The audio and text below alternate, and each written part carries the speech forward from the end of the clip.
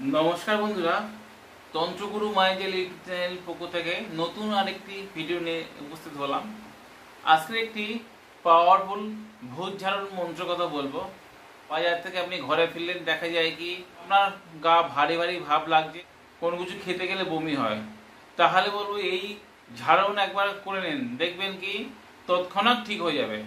এছাড়া হতে পারে শিশুরা এক মায়ের কোল থেকে অন্য মায়ের কোলে যাওয়ার ফলে সেই শিশু কিন্তু বুকের দুধ আর খেতে চায় না, তখনই বলবো এই মন্ত্রের দ্বারা আপনি ধারণ করেন।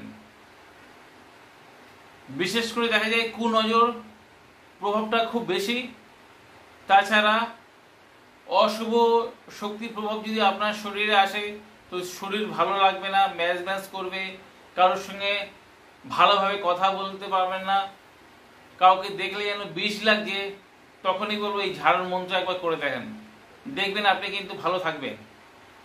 অনেক দেখা যায় কি আপনি বারবার গুণিনে বাড়ি যাচ্ছেন, বারবার গুণিনে বাড়ি বা কবিরাজি বাড়ি না গিয়ে আপনারা এই ঝাড়ন মন্ত্র শিখে রাখেন, দেখবেন ভূত ঝাড়ন থেকে আরম্ভ করে যে কোনো কুনজর ঝাড়ন, বা সেই বাচ্চা যদি বারবার কাঁদে সেই এই ভূত ঝাড়ন করলে কিন্তু সেই আপনার সমস্যা থেকে মুক্তি পাবেন।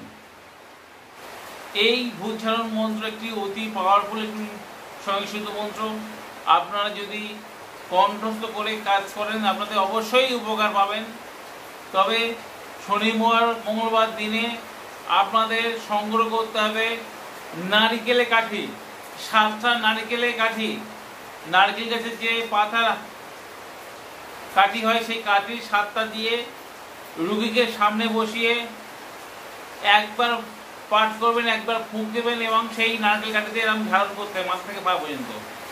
এইরূপ 3বার পাঠ করবেন, 3বার সেই রোগীর শরীরে ফুঁক দেবেন এবং মাথা থেকে পা পর্যন্ত আপনি বোলাবেন। এছাড়া আপনি জলের উপরে প্রয়োগ করে দিতে পারবেন, দিলে কিন্তু সেই রোগী কিন্তু সুস্থ হবেই এবং ভালো হবে। এই ক্রিয়া করতে হলে আপনার শনিবার মঙ্গলবার রবিবার বৃহস্পতিবার বাদ দিয়ে যে কোনো দিন করতে পারেন।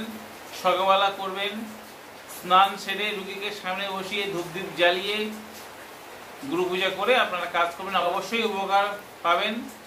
আমি মন্ত্রটি ভিডিও শেষে দিয়ে দেবো, আপনারা দেখে নেবেন। আজ বন্ধুরা এই পর্যন্ত, দেখা হবে আগামী পর্বে। দেখুন সবাই সুস্থ থাকুন, ভালো থাকুন। জয় মা তারা, জয় মা কামাখ্যা, জয় গুরু বামদেব। নমস্কার বন্ধুরা।